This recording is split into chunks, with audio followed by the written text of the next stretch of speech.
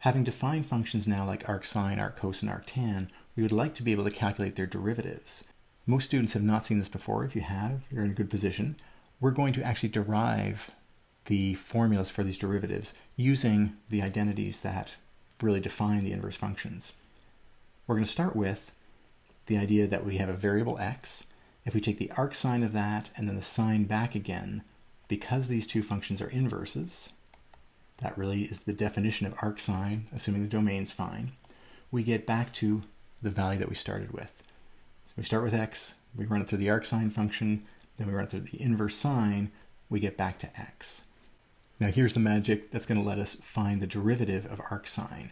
We are going to differentiate both sides of this. So we have sine of arcsin of x, that's one expression, and it's equal to, in every way possible, again assuming domains are fine, it's equal to just x. And if these are two functions, then what we can say is their slopes are the same at every point. What we're doing here is something a little new. We're transforming an equation, but we're doing it in a way that should maintain the equality. If this is a function and that's a function, their derivatives should also be equal at every point. With that in mind, one of these sides is super easy. The derivative of x with respect to x is just 1. The left-hand side is more interesting. The derivative of sine of something, well, this is the chain rule, we get cos of the same thing. So we haven't done much with the arcsin yet. But then the chain rule says we also have to multiply by the derivative of arcsin of x. We're going to put brackets around that to make it distinct. So we have a derivative here times the cos of arcsin of x. That's something weird. We'll look at it in a moment. But all that equals 1. And the key thing is, this is now an equation with a derivative we want to know. We're looking for the derivative of arcsin. Well, there it is, not just by itself yet though, but it seems like it's one of the elements and we should be able to solve for it. All we do is we take this cosine of arcsin expression and we bring it to the other side by dividing both sides.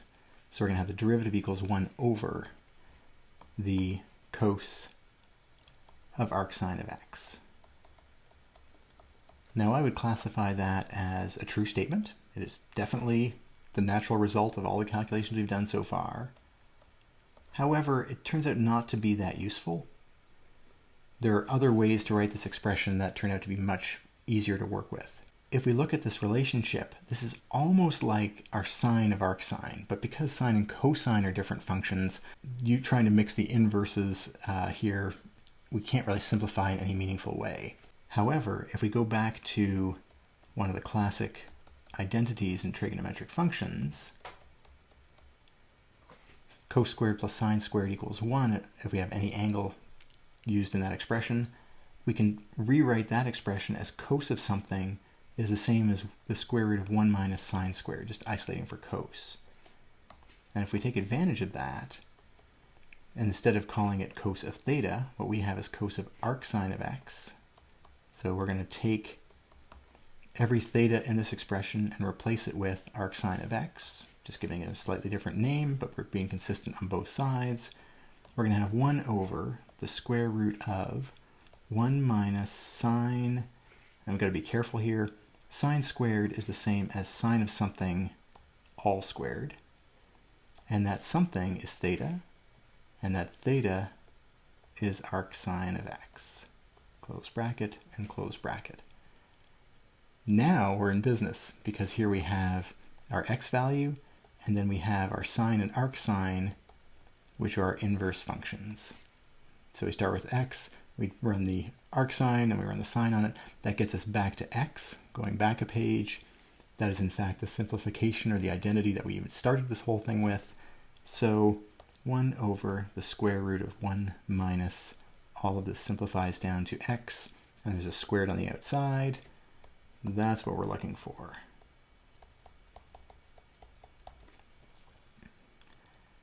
The derivative of arcsine of x is the square root of 1 over 1 minus x squared. This one here is true and useful.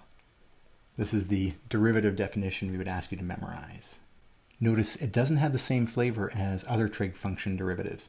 Regular trig derivatives like sine, the derivative is cos, the derivative of cos is negative sine. This is a different beast, and that's just the way it works out. Inverse trig functions have derivatives that look more like this. Now, does this make any sense? Well, let's take a look at it graphically. The graph of arcsine is this graph that looks like so. It's defined between -1 and 1. And if we take a quick look at our derivative function, which we just said was 1 over the square root of 1 minus x squared, there's a few things we can detect. At x equals 0, we're going to have a slope of 1.